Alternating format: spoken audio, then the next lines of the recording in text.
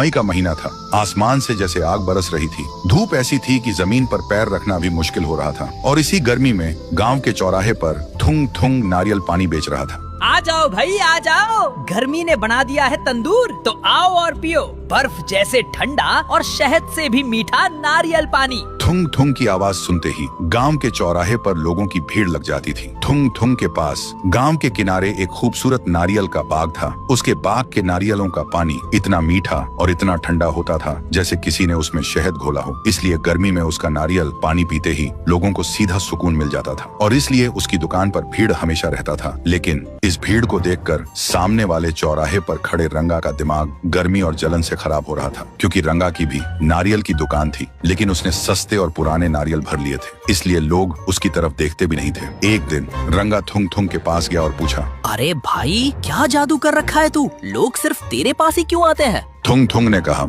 अरे भाई लोग पानी नहीं ईमानदारी पीने आते हैं। ये बात सीधा रंगा के दिल में चुभ गई। फिर एक रात जब थुंग थुंग अपने बाग में गहरी नींद सो रहा था, तब रंगा वहां पहुंचा और एक बहुत ही घटिया साजिश रची। उसने करेले का रस और समुद्र का खारा पानी एक बड़ी सिरिंज में भरा और चुपचाप सारे ताजे ताजे नारियलों में वो कड़वा पानी डाल दिया। अगले दिन गर्मी अपने चरम पर थी। गांव के सरपंच जी सबसे पहले नारियल पानी पीने आए, लेकिन जैसे ही उन्होंने पानी पिया, थू थू, ये क्या पिला रहा है थुंग थुंग?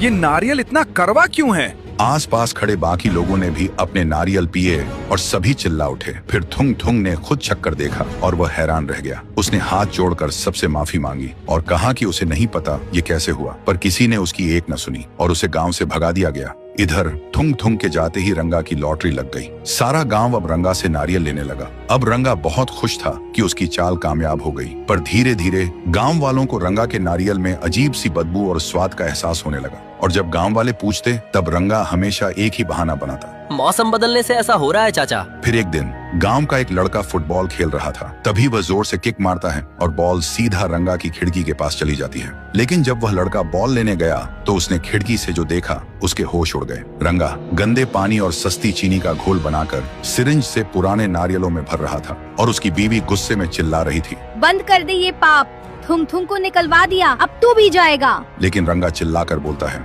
चुप कर कलमुही, चुप कर। ये सब सुन और देखकर वह लड़का तुरंत भागकर सरपंच के पास आया और सारी सच्चाई बता दी। सच सुनते ही पूरा गांव गुस्से में उबल उठा। फिर सबने मिलकर रंगा के घर पर धावा बोल दिया, उसे पकड़ा, खूब पीटा और हमेशा के लिए गांव से निकाल दिया। और फिर सबने थुंग थुंग को वापस बुलाया, उससे हाथ जोड़कर माफी मांगी और तब सबको समझ आ गया था कि धोखा चाहे कितना भी तेज भागे, पर सच और ईमानदारी हमेशा उसे पकड़ ही लेती है।